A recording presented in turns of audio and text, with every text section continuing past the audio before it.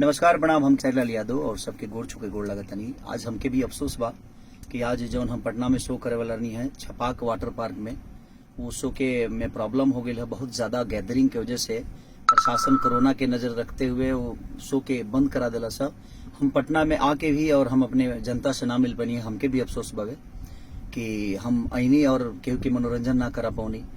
तो सबसे बड़ी चीज बाकी कहीं भी वो लोग शो कराई और चाहे शो देखे वाला भी, सबसे मैं हम यही रिक्वेस्ट करब कि जाई तरह अपना धरती और मिट्टी के सम्मान के बचाते हुए काम करे के बा कि अपना मिट्टी के कार्यक्रम है, अपना मिट्टी के लोग है, अपना मिट्टी के गायक, अपना मिट्टी के सब लोग बा। और हमें पत्थरबाजी हो गई थोड़ा सा, केहू एक दो लोग हुई जे वैसन कर दिलस, ओकरा चलते प्रशासन ने कार्यक्रम के कैंसिल कर दिलस और कोरोना के वजह से खास करके कैंसिल हो गई कार्यक्रम, जबकि सबके परमिशन रहा, लेकिन केहू के अंदाजा ना रहा इतना ज्यादा भीड़ हो जाई। तो हमें के भी अफसोस वाले कि रोलों घबराई मत, हम इस शो करब रोलों के बीच में और रोलों के आशा पर पानी ना फिरी। हम जरूर आए रोलों के बीच में और रात भर जितना रोलों कहब उतना खेसरिया रो सबके प्यार और आशीर्वाद में नाची गाई। हम अपन शूटिंग छोड़ के इलाहाबाद से आई रही है खाली ये शो खाती, लेकिन शायद ये शो में अब ओजी गईला के बाद और का हुई तो ओकर अंदाजा ना रहा।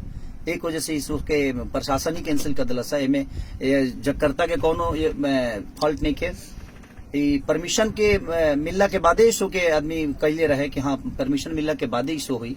अब परमिशन मिलल भी रहा, लेकिन सब केहू के अंदाजा ना रहा कि इतना जनता आ जाइए और इतना लोग भगवान स्वरूपी जनता आ जाई और ये कार्यक्रम के कैंसिल करे के पड़ी। तो कोरोना के मद्देनजर रखते हुए प्रशासन ने कार्यक्रम के कैंसिल के बा। एमे केहू ये करता जे करावे ला ओकर कोनो दोष नहीं खे। हमहू आगर नहीं है और अक्षरा जी भी पटना में आगे बड़ी, हमनी के दोनों आदमी आगर नहीं है जा और इस शो के करे खाती वो अपन शूटिंग छोड़ के आ रही है, हम अपन शूटिंग छोड़ के ही आ रही है। रुआ लोग बिल्कुल मत सोची कि हम ना आई रही है, ना ऐसा बात नहीं कि हम आगर नहीं पटना में रोल के पता चले कि हम आई रही है। लेकिन अब का वजह भइल कि कोरोना में इतना भीड़ हो गई कि प्रशासन के कार्यक्रम के रद्द करे के पड़ल। में जगकर्ता के कोनो दोष नहीं खे, खेसारी लाल यादव अक्षरा सिंह के कोनो दोष नहीं खे, दोष समय के बा और कोरोना के मद्देनजर रखते हुए ही प्रशासन और इनमें प्रशासन के भी दोष ना, कहीं सरकार के दबाव कहीं ना कहीं हर राज्य में बा कोरोना के वजह से और पब्लिक ज्यादा हो भगीला के वजह से ये कार्यक्रम के रद्द कल गई बा। तो वो लोग प्लीज घबराई मत और केहू से बदतमीजी के लगे जरूरत नहीं के, सब लोग रह सबके आपन बाबे और इनमें करावे लगे कोनो दोष नहीं के।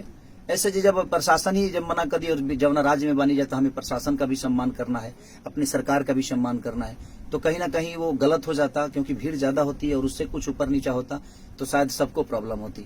इसलिए आप भी सुरक्षित जाइए अपने घर और अपने सुरक्षित घर पे रहिए और लोगों के और अपने बच्चों के प्यार में रहिए। Love you all.